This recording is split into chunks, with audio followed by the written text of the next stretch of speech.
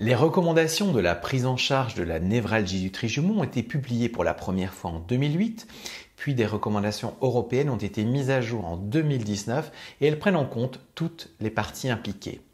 Il y a relativement peu d'études contrôlées, randomisées et la plupart des traitements sont basés sur des opinions d'experts. Une approche multidisciplinaire pour le traitement de la névralgie du trijumeau est capitale. Les équipes devraient inclure des algologues, des ORL, des neurologues spécialisés dans la prise en charge des céphalées, des psychologues, des kinés et des infirmières spécialisées. Le traitement de la névralgie du trijumeau commence par des médicaments et il est important de débuter par des petites doses et de les majorer lentement, pas plus rapidement que tous les 3 jours. Cela réduit le risque d'effets indésirables. Il est utile pour les patients d'utiliser un calendrier de la douleur pour évaluer l'efficacité des traitements mais aussi la qualité de vie et les effets indésirables. Les antiépileptiques restent le traitement cardinal, mais ils ont malheureusement régulièrement des effets indésirables importants, notamment des troubles cognitifs.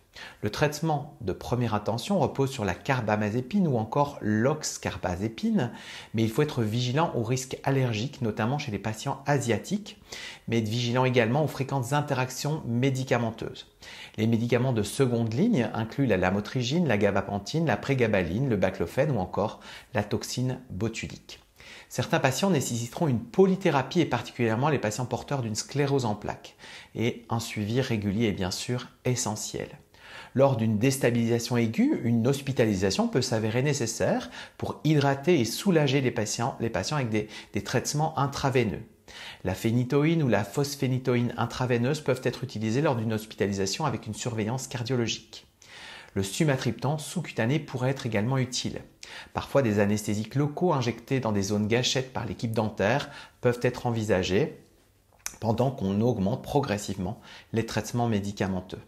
Si une mauvaise tolérance ou un manque d'efficacité est noté, une approche neurochirurgicale doit être envisagée. Il est très important que les patients puissent consulter un neurochirurgien et un médecin expert avant qu'ils n'en soient au stade de la déstabilisation aiguë pour leur permettre d'évaluer la balance bénéfice-risque des différentes procédures.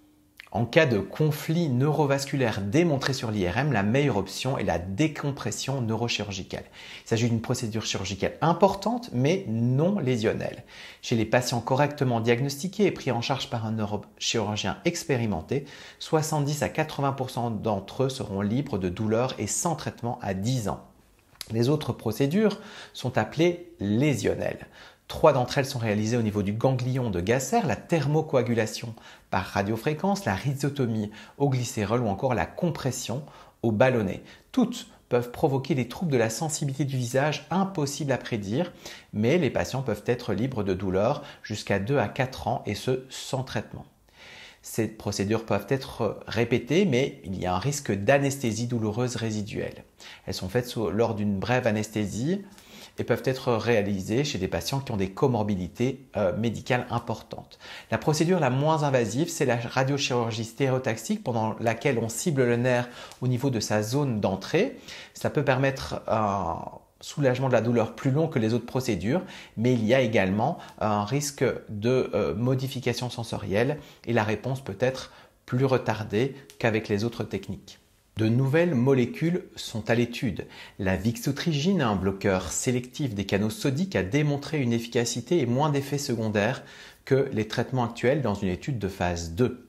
Des études internationales d'efficacité et de sécurité de phase 2 et 3 sont également en cours avec le basmigluran, un antagoniste sélectif des récepteurs au glutamate. Et il y a encore au moins 2 autres molécules prévues à l'étude dans la névralgie du trijumeau. L'impact de la névralgie du trijumeau sur la qualité de vie et sur l'humeur sont très importants et comme l'algie vasculaire de la face, la névralgie du trijumeau a un taux de suicide plus important que toutes les autres céphalées ou douleurs faciales. Les patients ont du mal à gérer l'incertitude, l'isolement et la crainte de récidive.